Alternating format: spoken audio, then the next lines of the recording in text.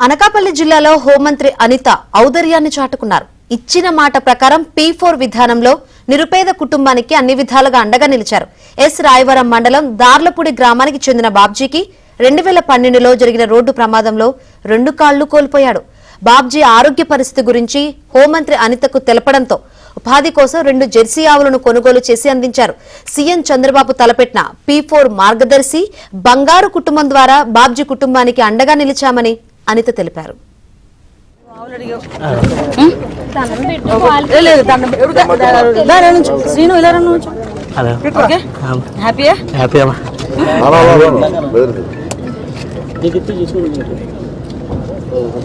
ఏం పర్లేదు, నాకేం చెప్పక్కర్లేదు కానీ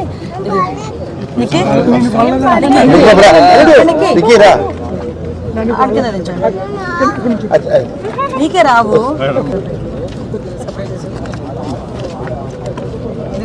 ఇది వాటికి పోషణార్థం వెంటనే ఏం చేయలేవు కదా, వాటికి గడ్డి అది ఉంటాయి కదా, పోషణార్థం పెట్టుకో నీ దగ్గర.